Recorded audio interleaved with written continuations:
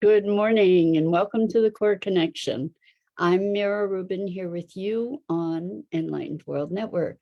And today's topic is the hollow bone, being the hollow bone, being the conduit for life and life's purest expression through the unique vessel that we are, and how when we let go of who we believe ourselves to be, we can actually become more of who we were meant to be.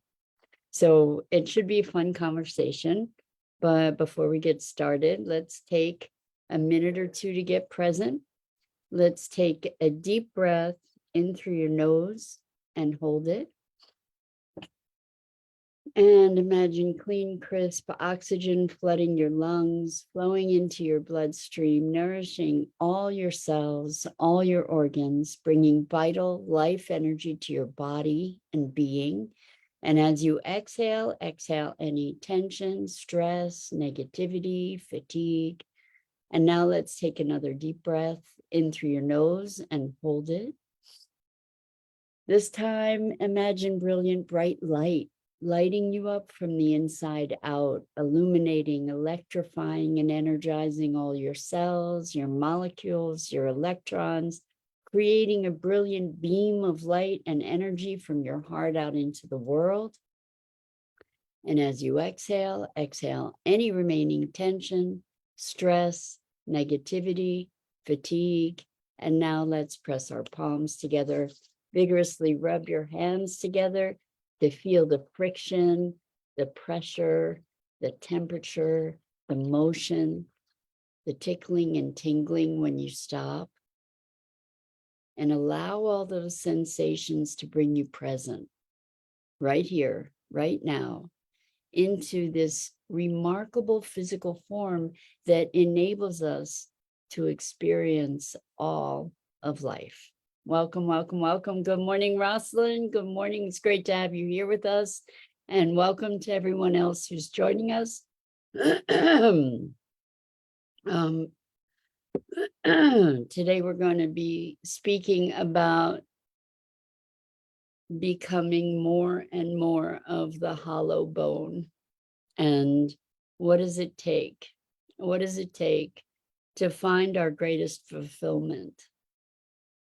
And I'm playing with the notion, and it's been very rewarding, playing with the notion that who I am, who we are ultimately, is life expressing itself through the unique vessel that we are.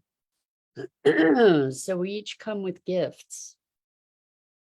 And I think I know we've spoken about this before, but I think it's a great opportunity to remember that the gifts that we come with are not ours, that they are ours to give, that they are ours to share with the world, that they're a gift to us that gives to us when we give it forward, when we give it to the world. So if you have a musical gift, or you have the gift of intelligence, or you have the gift of a particular passion for something, that is yours not to be apologetic about, not to be feeling like, well, if I have this, what about the people who don't? So I'm going to dim my light because other people don't have that same ability. Or even believing that, oh, it's not that I have a gift. Everybody can do that. It's not true.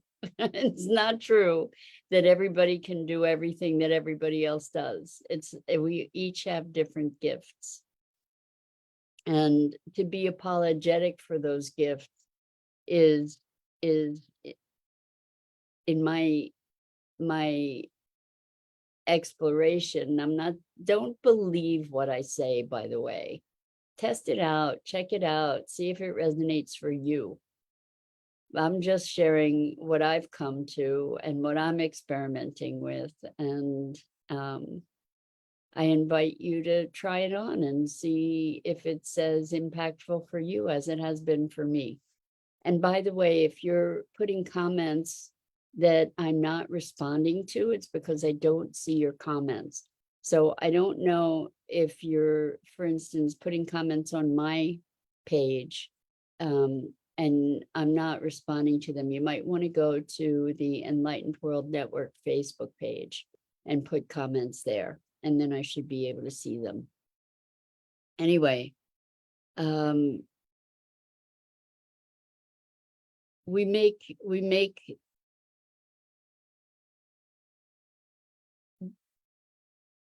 excuses for ourselves to not follow our passions. And those excuses are often culturally supported excuses. So if you have this deep passion in your heart to create art, for example, one of the things that people tend to do is to say, I'll do that after I do this, after I'm successful, or after I do all these other things that are so much more important. And whatever that calling of the heart is gets left in the background. And this notion of being, good morning, Dido, welcome. So good to have you here with us this morning. When you recognize the passion that you have, and you have the courage to feed it, it feeds you. And those of us who have had a passion that allow ourselves to get beyond the excuses around practicality and listen to those whispers at first, sometimes shouts of the heart that are calling us into our most authentic expression. When we have the courage to listen to those and to be true to them, my perspective is that's when we are really fulfilling life's intention for us most fully. And it takes listening. It takes listening, and it takes courage, because often those murmurs, whisperings, shouts are counter to the conventions of our culture. Well, it's not practical, you might be telling yourself, or other people might tell you, you can't make money doing that. How are you going to make a living? What happens is that this scarcity mentality asserts itself, and we use it to cudgel ourselves into submission and mediocrity and normalcy, with big air quotes around it. So how many people do you know who are truly happy doing what they're doing, who are truly excited about what they're doing in life? These are the people that are finding alignment with their heart's desire, with their heart's expression, with life's will for them. And I know I'm speaking about life, and again, this is something I've been trying on, and it's been very, very rich, a deep, rich exploration that keeps getting deeper, to be exploring what if who I am is life's expression through this vessel. So there are a bunch of things that happen as we become the hollow bone.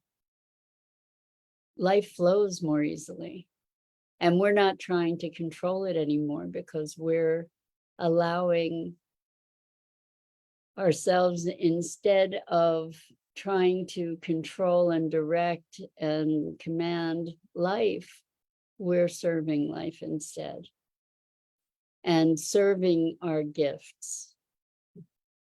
How about that? Instead of, we have this gift, it's mine, and by acknowledging it, we have this fear that we do ego identify with it, rather than recognizing that it's not our gift to hold, it's our gift to give.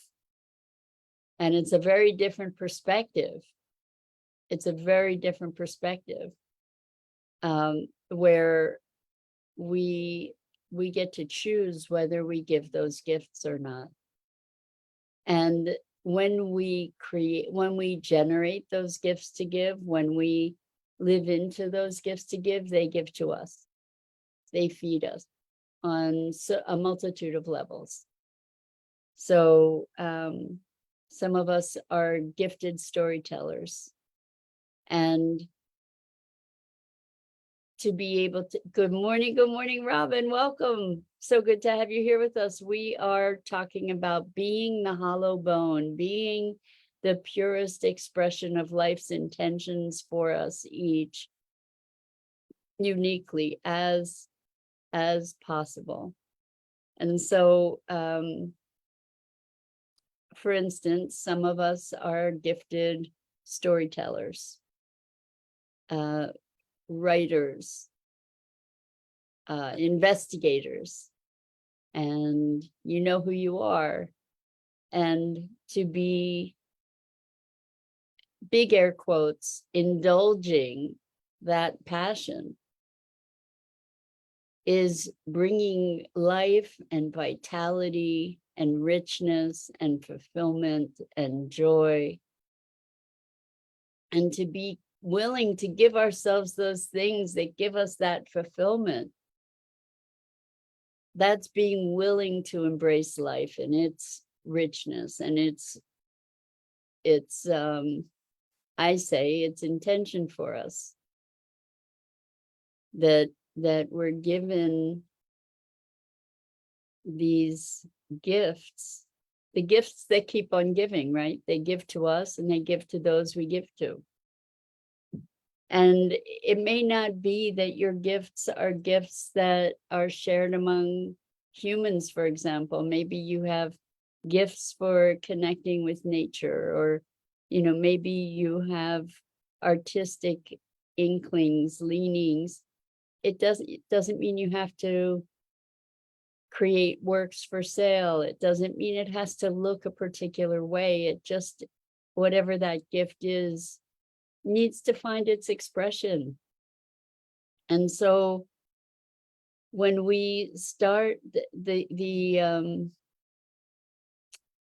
richness of the subjective experience of being, identifying oneself as life itself in its expression, is super powerful in releasing us from trying to control things.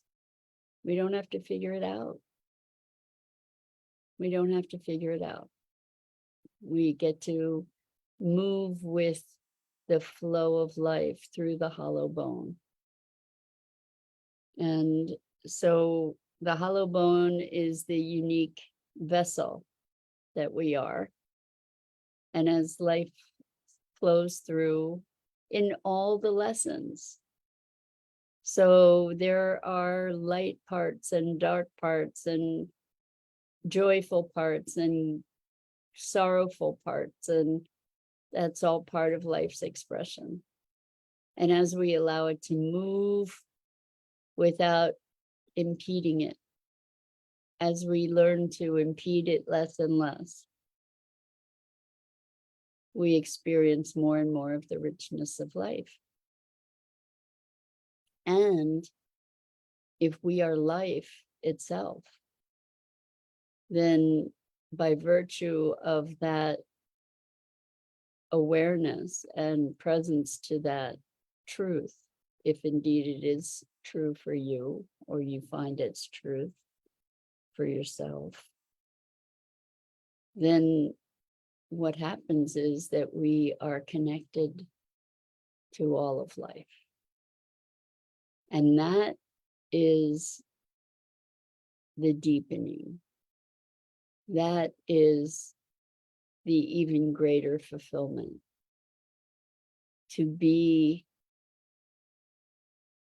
connected, to be an integral element, to be part of the essential expression of the fullness of life experiencing itself, or consciousness, or God, whatever you choose to call it. But we become connected to everything. And so we're going to be talking more and more about being connected, because this is what the world needs.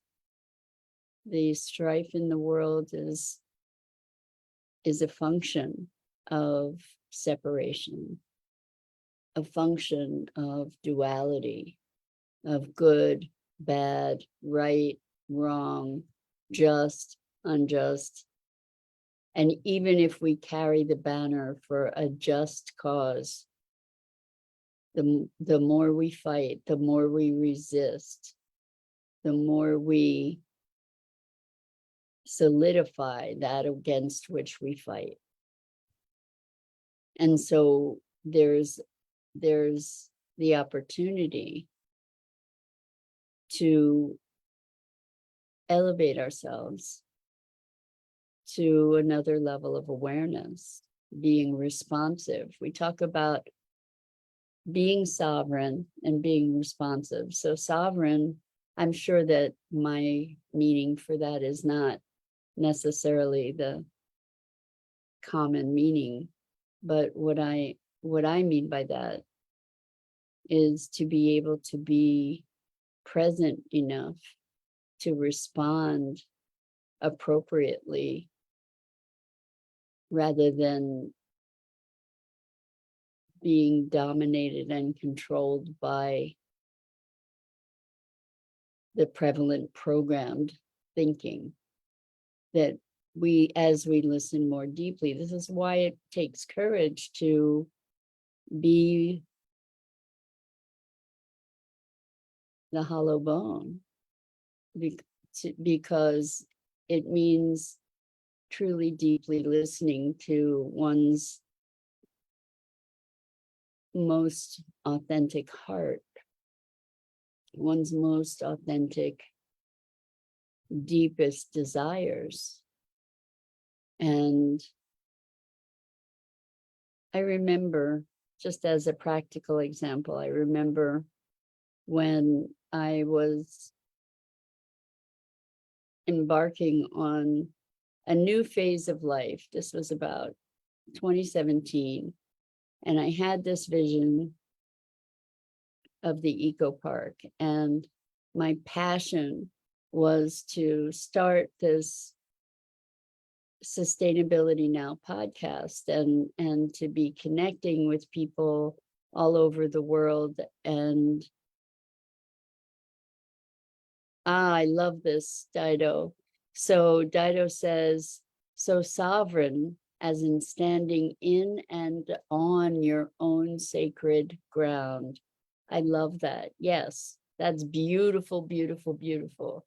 And I love that you use the word sacred, because that's what we're talking about. We're not talking about ego. We're not talking about whim. We're not talking about domination and control. We're talking about standing in and on your own sacred ground, in your own sacred truth. And so we're not talking on a superficial level. This is why the listening is so important, because it's easy to get carried away with the more superficial wants and desires, or shiny objects that we get obsessed with. We're not talking about obsessions. We're talking about our deepest yearnings. Those deepest yearnings are the clue to what we came here to do, what we came here to be. And you may not believe that we came here for any particular reason, and that's okay too. You know, you get to be in that, and perhaps you might have a willingness to entertain the possibility that there's an intelligence to the universe, we're learning, science is even learning more and more of the interconnections and the intelligences of elements of the universe that we didn't even conceive of having any kind of sentience at all. When we look at the networks created by trees, the roots of trees, and how they're communicating with each other and how they're transiting nutrients from one to another and interacting with this vast mycelial network that is connecting life around the world. And one of the wonderful examples of intelligence that I just love is slime mold. Look up slime mold. So slime mold is, I think it's a unicellular creature, but they've done experiments with slime mold by putting it in a maze. And the slime mold just sort of fills the whole maze and then retracts to pass the most efficient way through the maze. And they actually did an experiment with the subway system. I don't know if it was in Japan or a US city, I don't know where it was, but the slime mold was able to create a very the most efficient pathway and pretty much replicated the subway system.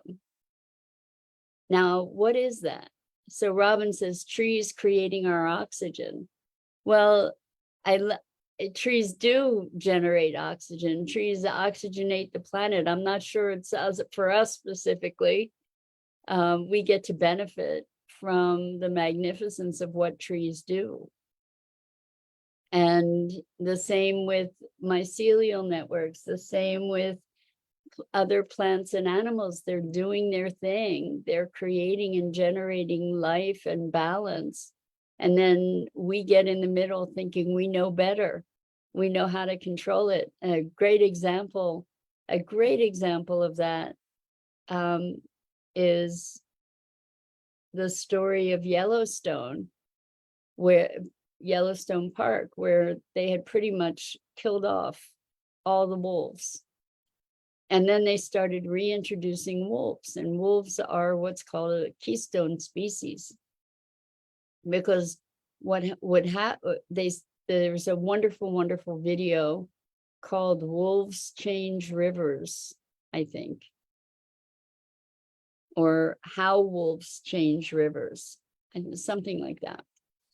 And what was happening is that there were certain animals that were eating away at the trees and the plants along the river edges. And when they reintroduced the wolves started hunting some of these animals. And so they weren't able, I'm really oversimplifying it, because there is a whole chain of interactions. But what happened was that ultimately, through that chain, the animals that were eating the things that the saplings or whatever it was that would be securing the boundaries of the river were no longer doing that. So trees could grow, so the boundaries of the river could strengthen, and they actually changed. Dido, thank you. I knew I could count on you. So Dido put a link in the chat for the video, How Wolves Change Rivers. And recently at our movie night for Sustainability Now, we showed another video that was wonderful, and I don't know that I can recall. Oh, it's called Grasslands. Dido says, I also found the slime mold video. Thank you for that. It's fascinating, absolutely fascinating. So we think all this is for us. We're just another species on the planet. And we've had kind of a destructive influence, not kind of. And we do have the capacity to have a constructive influence. We just need to be exploring that more, not from the vantage point of what's good for us and that everything on the planet is there for our use and abuse, but maybe connecting to the planet and how can we be contributing to its flourishing. Anyway, it's flourishing rather than our flourishing, because if it flourishes, we can flourish with it, right? Anyway, the movie is Grasslands, the ABCs of the life cycle. Each of us has a purpose. Thank you, Robin. Exactly. And that's where we started, being the hollow bone, connecting to life and recognizing that all of life is connected. So just to get back to this, PBS has a wonderful documentary series. It might be called Evolution Earth. And one of the episodes is called Grasslands. And it was talking about the importance of grasslands and that grasslands actually act as a better carbon sink than the rainforest. And that while planting trees is a wonderful thing, trees burn and they take years and years and years to mature and do their thing. And I'm not saying grasslands instead of trees. Please don't misconstrue that. We're talking about both and. Anyway, with grasslands, when they burn, that most of the carbon sequestration is under the soil, and they also replenish very quickly. And I think that's it, probably, Dido. It's from, yeah, that looks like it probably is. I really recommend you watch it because it talks about the importance of all these species that we've eradicated. It starts talking about wildebeests in Africa and how they were afraid that the wildebeest would be destroying the Serengeti, and instead there grew to be millions, over 1 million wildebeests, and they tore up the Serengeti and they would migrate. And what happened as they are tearing up the ground and migrating and leaving dung, they're dung beetles that bury the dung. And what happened is that the Serengeti just got incredibly lush and green because of these natural cycles. And when it gets incredibly lush and green, it changes the climate, the water cycle, all kinds of things. So watch these things. I really invite you to look at the interconnectedness of life, and we're part of it. And the more we allow ourselves to connect with that flow of life through us, with ourselves as that vital expression, the more connected we will become with the entirety of life. And perhaps the more conscious we'll become about how we interact with the rest of life and consciousness. So that's it for today. I'm Mira Rubin. This is the Core Connection, and I go live here each weekday morning at 9 a.m. Eastern on the Enlightened World Network Facebook page and YouTube channel, and hopefully my pages as well. It is always a privilege and a pleasure to be able to have these conversations with you. And I invite you to please check out the other awesome programming on Enlightened World Network and make way on your calendar for October 30th, Day of Peace, where we can collectively put our attentions to shifting the frequency on the planet. So much love to you.